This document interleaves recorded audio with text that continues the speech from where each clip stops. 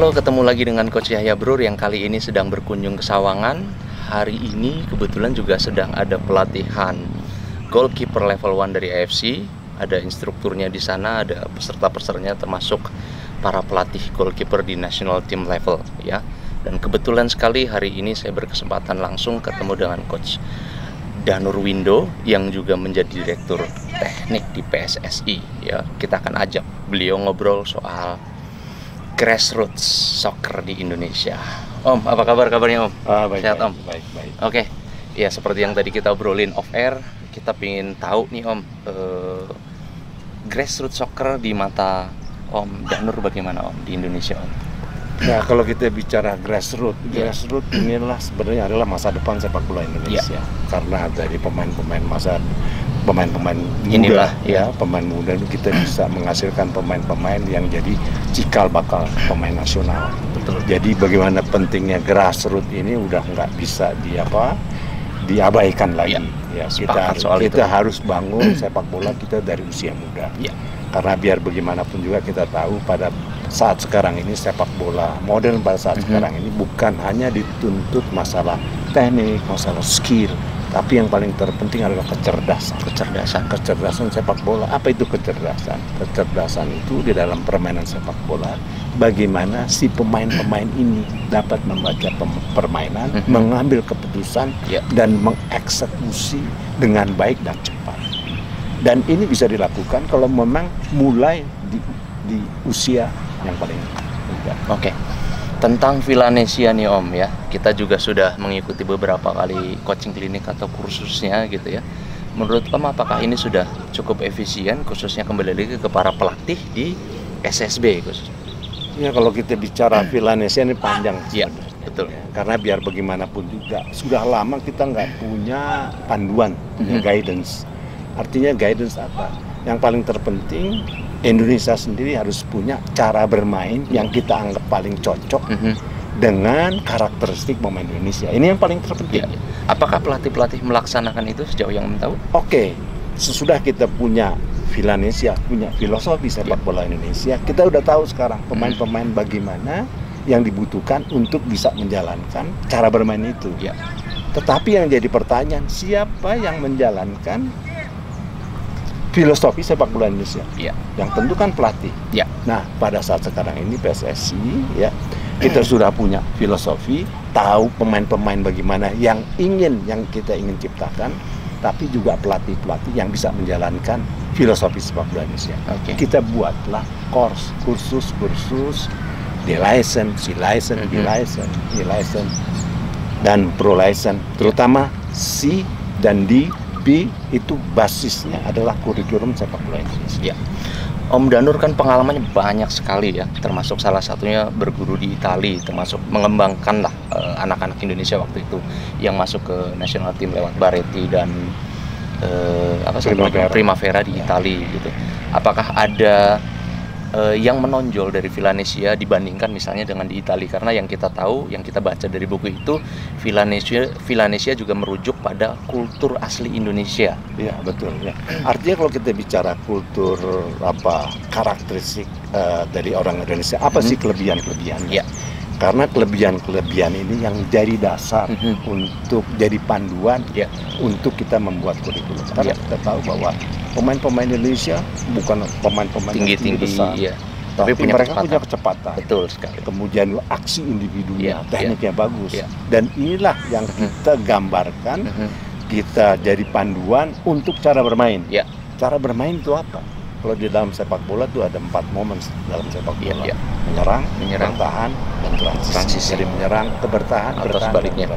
Bagaimana kita menyerang? Kita menyerang, bangun serangan dari bawah, kemudian kontrol serangan di lapangan tengah, kemudian melakukan penetrasi. Bagaimana kita bertahan, zonal marking, dan ini sudah kita mulai kenalkan ketika mereka usia muda. Mudah-mudahan akan hadir pesepak bola yang lebih baik ya dengan zamannya Danur nih ya. Jadi saya selalu optimis bahwa terlepas dari apapun isu miring tentang PSSI, akan tetap ada orang-orang yang baik yang bekerja dengan hati untuk perbaikan sepak bola Indonesia. Oke Om Danur, selanjutnya kita bicara tentang kompetisi Om. Karena Om Danur di sini juga direktur teknik Sejauh mana kompetisi itu berlangsung saat ini, khususnya di usia dini dan usia muda? Oke, memang ini proses panjang. Ya. Kalau kita ingin berhasil, kita harus ikuti proses. Ya. Karena memang di dalam sepak bola sebenarnya strukturnya itu ada dua. Struktur elit dan struktur amatir. Ya. Mana yang jalan? Apakah elit dulu? Apakah amatir dulu? Dua-duanya harus berjalan. Oke. Ya. Kalau kita bicara, semua pemain elit itu dasarnya dari grassroots, dari amatir. Tetapi nanti di dalam perjalanannya, di situ terlihatlah pemain-pemain talent. Ya. Ada pemain-pemain talent, kemana larinya? Larinya harus ke elit. Ya. Ada pemain-pemain anak-anak umur 10-12 tahun, dia senang sepak bola, tapi bakatnya nggak ada. Tapi kan harus ada saluran. Betul. Salurannya di mana? Jadi kompetisi. Ya. Oleh karena itu, PSSI sedang merancang satu program satu elitnya mesti jalan, kompetisi elit yang kita sebut elit pro academy.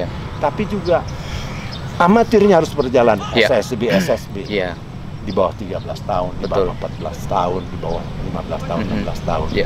Dan ini yang sekarang kita mesti buat satu sinkronisasi. Dan PSSI pada saat sekarang ini kan sudah punya panduan. Dan kita mesti tahu bahwa pelatih-pelatih SSB yang banyak melatih di SSB yang di Indonesia ini adalah banyak mereka yang juga sudah mengikuti kursus-kursus license dengan filosofi sepak bola Indonesia yang diajarkan oleh PSSI. Betul, seperti itu. Tetapi ingat, ada pengembangan usia muda, ada coach education, dan harus ada youth competition. Exactly. Oke. Hanya saja Om yang kita lihat ya, sebagian besar operator untuk kompetisi usia muda itu dipegang swasta. Apakah peranan PSSI memang tidak ada sama sekali sebagai operator? Paling tidak ada ASCAP, ada Pengprov yang harusnya mereka juga mengoperasikan sebuah turnamen. Saya sangat setuju sekali kalau kita bicara PSSI. PSSI itu pusat. Harus ada kepanjangan tangan. Betul. Siapa kepanjangan tangan? Ya ASPROF, ASCAP ya. Ya ASPROF, ASCAP ya, ASCOT di situ. Disinilah saya kira peran daripada ASPROF sangat besar sekali. Karena biar bagaimanapun juga kita bicara bahwa untuk menjadikan pemain-pemain yang punya talenta, pemain-pemain yang punya prestasi di masa depan, itu mereka perlu dapat latihan yang baik, dapat kompetisi yang baik, dan kompetisinya harus berjalan. Betul. Tanpa kompetisi saya kira nanti kita akan bicara seperti yang dulu-dulu aja.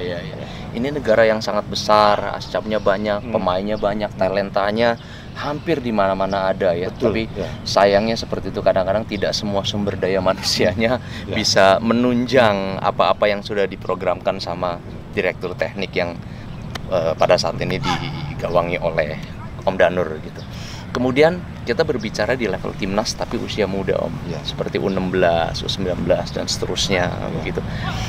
Bagaimana mereka sebenarnya menghadapi era modernisasi khususnya dengan adanya sosial media, di mana biasanya mereka langsung mendapat follower banyak, mendapat sanjungan, termasuk ketika timnasnya kalah mereka dapat hujatan dari netizen, dari supporter gitu. Apakah karakter ini juga sudah dibentuk, sudah dipersiapkan dari misalnya mereka yang U10 tahun sehingga ketika mereka masuk terpilih sebagai pemain timnas U16 mereka sudah matang, siap secara mental bahwa ketika menang mereka akan disanjung, ketika mereka kalah akan dihujat. Oke, kalau kita bicara tim nasional usia muda, sebenarnya tim nasional usia muda adalah sebenarnya jenjang untuk nanti ke tim nasional senior. Karena tim U16, tim kemudian U18 atau 19 adalah tim development. Artinya kalau kita bicara di negara-negara yang maju, mereka bukannya tidak care dengan prestasi, dengan hasil, tetapi itu dianggaplah adalah development. Karena perjalanan mereka masih panjang. Ketika mereka ikut tim nasional U16, kemudian tahun berikutnya dia tidak akan bisa ikut umur 16 tahun kalau umurnya sudah lebih daripada 16 tahun. Apa yang mesti dilakukan? Dia harus ikut kompetisi. Kompetisi tahun berikutnya. Karena 16 ada under 18. Sehingga perjalanan panjang membuat mereka matang. Inilah saya kira yang harus dipahami. Dipahami juga bukan untuk pemain itu sendiri, tapi juga dipahami oleh masyarakat sepak bola. Layak ramai. Ya? Jangan terlalu menuntut kepada pemain-pemain usia muda, 16 tahun.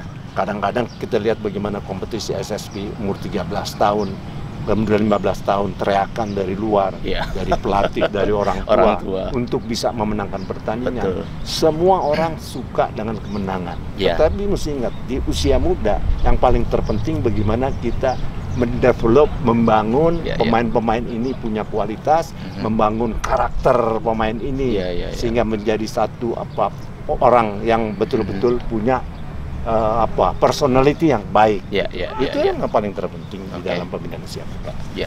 Apakah PSSI juga punya concern untuk parents education dengan case-case yang seperti itu, di mana misalnya ada turnamen U10 tapi orang tua ikut berteriak seolah-olah mereka pelatih begitu. Jadi mereka, saya pikir, perlu education yang khusus bahwasanya misalnya grassroots itu sifatnya fun, sifatnya pembinaan. Ya memang menang itu adalah sesuatu yang dicari, tapi dengan kadang-kadang sesuatu yang berlebihan itu juga tidak baik. Ya, saya kebetulan sekarang mendalami bagaimana pembinaan usia muda. Karena kalau kita lihat atmosfer di Indonesia, ini berjalan berbanding lurus. Dengan kemauan, dengan antusias. Betul. Kalau kita lihat bagaimana penonton sepak bola Indonesia luar biasa, pergi ke stadion, menginginkan timnya untuk bisa menang. Tetapi kadang-kadang banyak yang masih belum mengerti apa arti football development, pengembangan usia muda. Sehingga kalau kita lihat di lapangan, bagaimana pelatih, bagaimana orang tua menginginkan mereka anaknya menang dengan menghalalkan semua cara. Sehingga terjadi kadang-kadang ada perkelahian, pencurian umur. Bagaimana untuk mencari solusi? Kalau kita bilang namanya ada gathering, ada gathering parenting. Artinya memang harus dibuat oleh klub-klub itu sendiri, klub-klub pemain usia muda. Kembali lagi kepada kompetisi, katakan 1 bulan 2 bulan sekali mereka berkumpul, memberikan informasi apa sebenarnya arti pembinaan usia muda. Jadi para pelatih ini didengerin nih, harusnya bikin juga gathering untuk para orang tua. Kalau mungkin perlu undang Coach Danur. Kenapa enggak? Bisa bicara di situ. Karena biar bagaimanapun juga, menurut pendapat saya, kita nggak bisa menyalahkan orang tua. Sepenuhnya tidak bisa. Karena mereka menginginkan kemenangan. Tetapi mereka juga harus mengerti bahwa yang pada saat sekarang ini yang harus dibangun adalah kemenangan, tetapi yang paling terpenting bagaimana membangun pemain-pemain ini mengerti permainan sepak bola, bergembira, berkomunikasi. Kemudian juga pemain-pemain yang punya talent, mereka bisa mengembangkan bakatnya di dalam permainan itu sendiri. Tetapi saya kira yang paling terpenting adalah gathering, pertemuan dengan orang tua yang harus dilakukan menurut saya secara berkala dalam klub itu sendiri. Kalau kita buat itu, semua banyak klub-klub semua, nanti orang tua juga mengerti. Betul. Pelatihnya juga mengerti. Karena saling berkaitan nih Om ya. Kembali lagi khususnya ke grassroots. Ada orang tua, ada pemain, juga ada coach. Kembali lagi kadang-kadang masih saya jumpai, karena saya juga pelatih di usia muda, attitude di para pelatih nih, sikap gitu, tingkah laku gitu, pelatih yang kadang-kadang juga mencontohkan sesuatu yang tidak baik gitu. Nah, ini untuk mengerem ini, apa saran-saran dari Om Danur nih selaku Direktur Teknik PSSI? Artinya sekarang pelatih terutama pelatih usia muda, bahkan di pelatih senior, pelatih itu adalah role model. Artinya role model, dia menjadi panutan tiruan daripada semua anak didiknya. Jadi semua tingkah lakunya, tindak tanduknya ini semua tentunya jadi panutan dari si pemain, bagaimana si pemain itu menjadi pemain masa depan nanti. Oleh karena itu saya kira di dalam situasi seperti ini PSSI juga di dalam course si license selalu memberikan panduan-panduan bagaimana menjadi seorang role model di dalam latihan. Di luar lapangan, dalam lapangan, ini sangat penting sekali. Jadi harusnya juga jangan ngelatih sambil ngerokok, jangan berkata yang tidak baik. Itu kata-kata yang harus dihindari sebenarnya oleh para pelatih, khususnya di usia dini dan usia muda ya Om ya? Betul, karena ini biar bagaimanapun juga pemain usia muda adalah player for tomorrow. Exactly. Pemain masa depan. Yes. Dia harus mendapatkan pendidikan yang baik ketika dia usia muda. Karena mereka punya di kepala tuh masih bersih. Betul. Ya, kertas bersih yang harus diisi dengan tulisan-tulisan yang baik dan benar dan iya, baik. betul. Oke Om, lebih rinci mungkin bisa nggak disampaikan ke para pelatih atau orang tua dan pemain usia dini dan usia muda, saran-saran langsung nih dari Om Danur Windo mengenai bagaimana agar menjadi pesepak bola yang baik di level anak-anak, orang tua yang baik, pelatih yang baik. Om, silakan membuka kamera di sana. Ya, saya kira untuk pelatih yang terutama yang menangani pemain-pemain usia muda, Anda adalah menjadi role model, menjadi panutan. Jadi harus memberikan contoh-contoh yang baik, baik pun di luar lapangan, di dalam lapangan, kepada pemain-pemain, kepada anak-anak didik, saudara-saudara sekalian. Karena biar bagaimanapun juga pemain-pemain ini adalah pemain-pemain masa depan kita, untuk pemain yang betul-betul juga ingin menjadi pemain profesional. Betul. Tetapi kepada para orang tua juga harus menyadari bahwa di usia muda kemenangan bukan segala-galanya.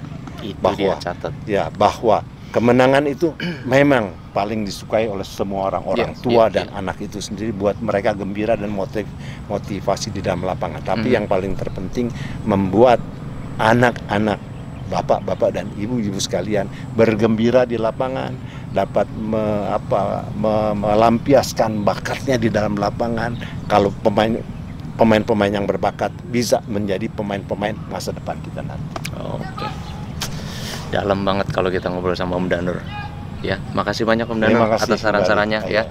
Jadi pelatih, orang tua dan pemain-pemain usia dini, usia muda, bahkan mungkin termasuk yang profesional, wajib mendengarkan kembali apa yang dinasihatkan oleh Direktur Teknik PSSI Danur Windo. Terima kasih banyak Om. Terima kasih. Sukses selalu. Terima kasih.